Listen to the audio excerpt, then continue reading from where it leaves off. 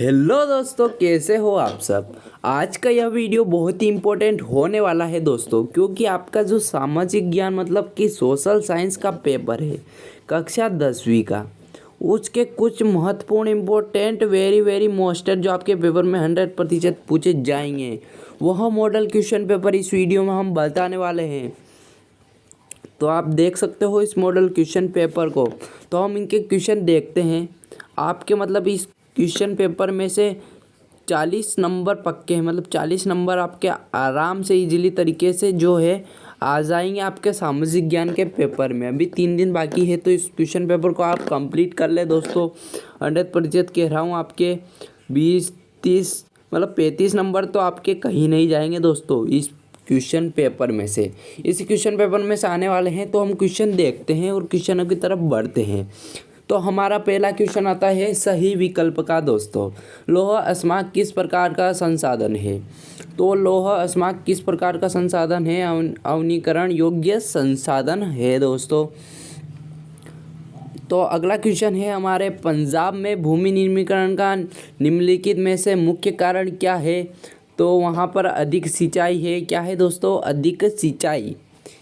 इनमें से रबी की फसल कौन सी है? रबी की फसल आपको बताना है। रबी की फसल चावल है, एक मक्का है, एक गेहूँ है वगैरह है, तो आपको ये बताना है। तो चावल वगैरह गेहूँ रबी की फसल है। निम्नलिखित में से कौन सा उद्योग चूना पत्थर को कच्चे माल के रूप में प्रयुक्त करता है? तो कौन सा चूना पत्थर जो है वो प्रयुक्त रूप के माल में प्रयुक्त करता है? हमारे देश में निम्न में से कौन सा महत्वपूर्ण परिवहन का साधन है? लौह अयस्क का उत्पादन किस राज्य में सबसे अधिक होता है? अगला क्वेश्चन हमारे आता है दोस्तों वेरी वेरी मोस्टेड इम्पोर्टेंट क्वेश्चन का, रिक्त स्थानों की पूर्ति कीजिए। भारत में सिंहों का प्राकृतिक आवास स्थल गुजरात का है। नेपोलियन बोनापार्ट सन युद्ध के में पराजित हुआ। करो या मारो का नारा किसने दिया? भारत में शासन है। कौन सा शासन है भारत में? एक दली है, द्विदलीय है, प्रशासनीय, कौन सा शासन है? रंग भेद नीति का विरोध किसने करने वाले दक्षिण अफ्रीका के नेता कौन थे? औद्योगिक क्रांति सर्वप्रथम कहाँ प्रारंभ हुई? नेपाल में विचलन जन आंदोलन सन में हुआ। किस सन में हुआ दोस्तों? एक शब्द और एक वाक्य में उत्तर। नेपोलियन बोनापार्ट का संबंध किस देश से था?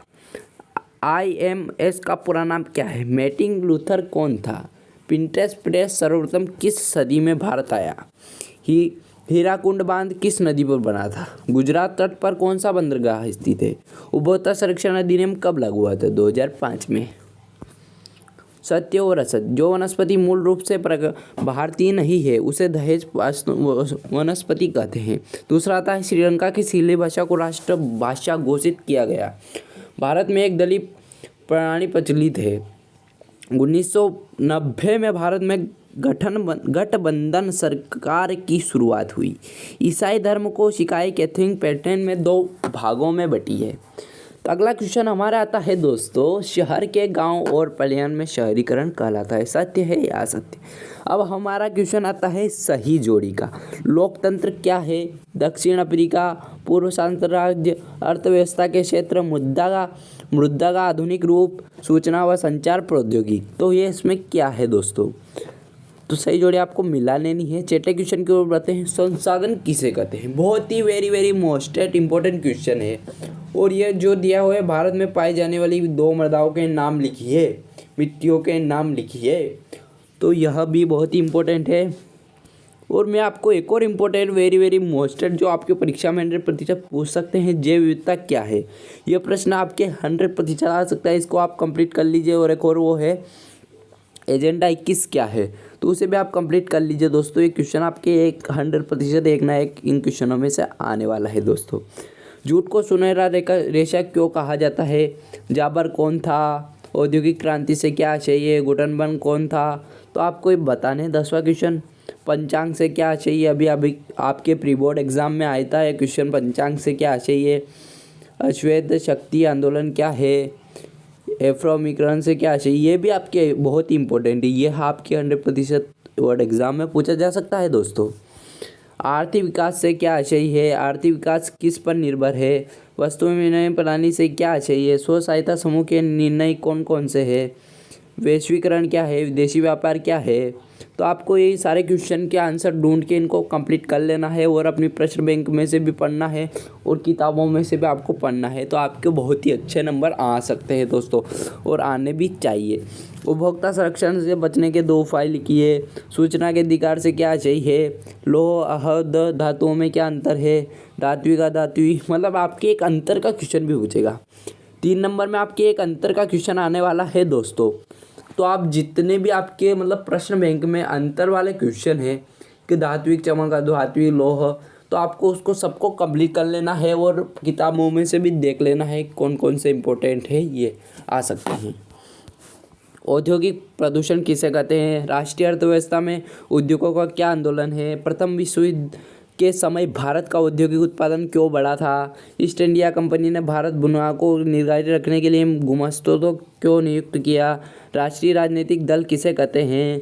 राष्ट्रीय राजनीतिक समक्ष कौन कौन सी चुनौतियाँ हैं। तो ये क्वेश्चन है, आपके कुछ क्वेश्चन है बहुत ही वेरी वेरी मोस्टेड। और आपके 20वां क्वेश्चन आएगा मानचित्र में दर्शाइए। अब ये मानचित्र आपका भारत का रहेगा। कहाँ का रहेगा, भारत का। तो आपको पहले में बनाए रानीगंज, तारापुर, अकलेश्वर और रावत भाटा। तो आपको ये भर देना है। और इसके अथवा में भी है विजयपुर, अमरकंटक, मुंबई हाई और बेकारो। अब 21वां क्वेश्चन आता है दोस्तों, जलियांवाला बाग हत्याकांड की घटना को विस्तार से समझाइए। जलियांवाला बाग हत्याकांड हुआ था ना, उसको विस्तार से समझाना है दोस्तों। सविनय अवज्ञा का वर्णन विस्तार से कीजिए। सविनय अवज्ञा आंदोलन का वर्णन। 22वां क्वेश्चन आता है, लोकतंत्र को परिभाषित करते हुए लोकतंत्र की आर्थिक उपलब्धियों का वर्णन कीजिए। इसके अथवा में आता है, नागरिक की गरिमा और आज़ादी से क्या चाहिए। 23वां क्वेश्चन आता है, वस्तुओं के मानवीकरण का क्या अर्थ है। विभिन्न उत्पादों के लिए मानवीकरण को दर्शाइए। इसके अथवा में था, उपभोक्ता जागरूकता से क्या चाहिए, इसकी क्या। यह बहुत ही इंपॉर्टेंट क्वेश्चन है दोस्तों, यह आ सकता है आपके परीक्षा में, बोर्ड एग्जाम में। तो इसको आपको कंप्लीट कर लेना। उपभोक्ता और जागरूकता वाले पार्ट में से आपके 4 अंक का आने वाला है, तो इनको कंप्लीट कर लेना।